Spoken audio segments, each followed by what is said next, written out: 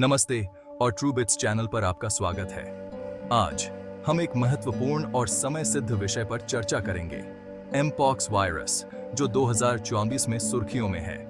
हम इसके उत्पत्ति, वर्तमान प्रभाव, नए वेरिएंट्स और इस वायरस से लड़ने के लिए उठाए जा रहे उपायों की जानकारी देंगे। जुड़े रहिए और जानिए एमपॉक्स के नवीनतम अपडेट्स के बारे में। एमपॉक्स कोई नया वायरस नहीं है। यह एक पुराना वायरस है जिसका इतिहास दशकों पुराना है। यह पहली बार 1958 में बंदरों में खोजा गया था, इसलिए इसका नाम ऐसा है। उस समय वैज्ञानिकों ने इसे एक महत्वपूर्ण खोज माना था। इंसानों में इसका पहला मामला 1970 में कांगो लोकतांत्रिक गणराज्य में पाया गया था। यह घटना चिकित्सा जगत के लिए एक चेतावनी थी। तब से मध्य और पश्चिम अफ्रीकी देशों में समय समय पर एमपॉक्स का प्रकोप होता रहा है। इन प्रकोपों ने स्थानीय स्वास्थ्य सेवाओं को चुनौती दी है। एमपॉक्स एक जूनोटिक बीमारी है। जूनोटिक बीमारियां वे होती हैं जो जानवरों से इंसानों में फैलती हैं। इसका मतलब है कि यह जानवरों और इंसानों के बीच फैल सकता है। यह संक्रमण का एक जटिल मार्ग है।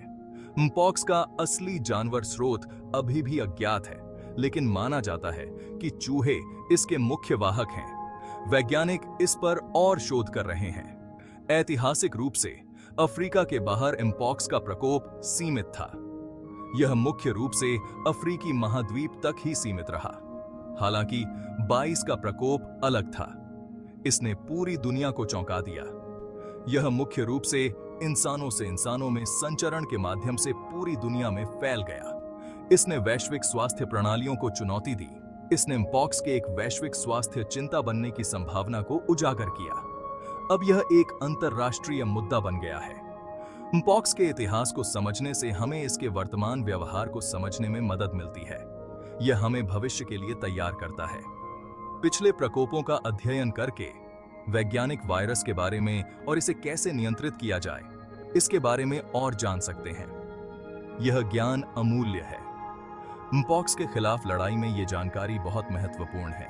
यह हमें बेहतर रणनीतियां बनाने में मदद करती है। 24 की शुरुआत में वैज्ञानिकों ने एमपॉक्स के एक नए प्रकार की पहचान की, जिसका नाम V2024 है। यह नया प्रकार पहले से ज्ञात एमपॉक्स वायरस से काफी अलग है और इसके कारण वैज्ञानिकों में चिंता की लहर दौड़ गई है।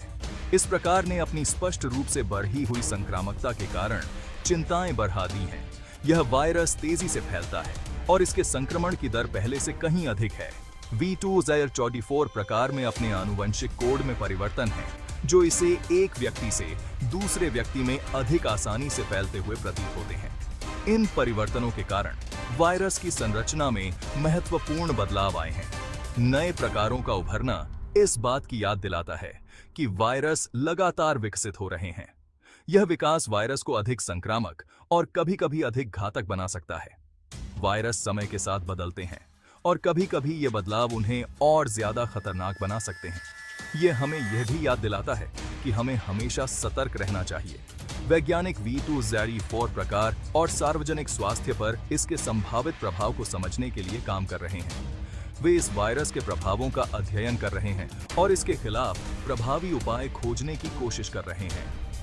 विश्व स्वास्थ्य संगठन WHO स्थिति पर कड़ी नजर रख रहा है। वे इस नए प्रकार के प्रसार को रोकने के लिए वैश्विक स्तर पर समन्वय कर रहे हैं। वे V2024 के प्रसार को ट्रैक करने और इसके संचरण को नियंत्रित करने के उपायों को लागू करने के लिए देशों के साथ काम कर रहे हैं। इसके लिए वे विभिन्न देशों के स्वास्थ्य संगठनों के साथ मिलकर काम कर रहे हैं।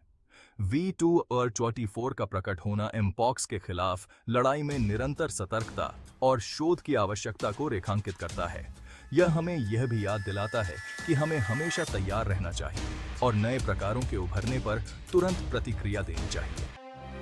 एमपॉक्स का वैश्विक प्रभाव। एमपॉक्स के प्रकोप का वैश्विक स्वास्थ्य पर महत्वपूर्ण प्रभाव पड़ा है। अगस्त 24 तक दुनिया भर में हजारों मामले सामने आए हैं, जबकि मौतों की संख्या अपेक्षाकृत कम रही है। लेकिन इस प्रकोप ने स्वास्थ्य सेवा प्रणालियों पर दबाव डाला है और व्यापक भय पैदा किया है। एमपॉक्स का प्रभाव तात्कालिक स्वास्थ्य प्रभावों से कहीं आगे जाता है। इस प्रकोप के कारण कुछ समूहों, विशेष रूप से पुरुषों के साथ यौन संबंध बनाने वाले पुरुषों के प्रति कलंक और भेदभाव बढ़ा है। जो अनुपातहीन रूप से प्रभावित हुए हैं। पॉक्स के प्रकोप का आर्थिक प्रभाव भी महसूस किया जा रहा है।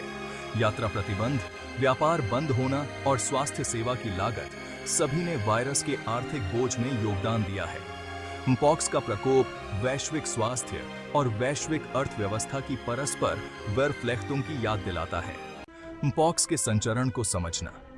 पॉक्स किसी संक्रमित व्यक्ति या जानवर के निकट संपर्क से फैलता है। इसमें शारीरिक तरल पदार्थों के साथ सीधा संपर्क शामिल है, जैसे कि रिकोपी के पाथे, जैसे कि पॉक्स के दाने से निकलने वाला मवाद। दूषित सामग्री जैसे बिस्तर या कपड़ों के संपर्क में आने से भी संचरण हो सकता है। यह ध्यान रखना महत्वपूर्ण है कि पॉक्स उतनी आसानी से नहीं फैलता है जितना कि कुछ अन्य वायरस, जैसे कि फ्लू या कोविड-19। सांस की बूंदें संचरण का एक और संभावित मार्ग है, लेकिन यह कम आम है। यह तब हो सकता है जब कोई संक्रमित व्यक्ति खांसता या छींकता है और बूंदें किसी अन्य व्यक्ति के मुंह, नाक या आंखों में चली जाती हैं। यह समझना कि एमपॉक्स कैसे फैलता है, प्रभावी रोकथाम और नियंत्रण के लिए महत्वपूर्ण है। ट्रू बिट्स को देखने के लिए धन्यवाद।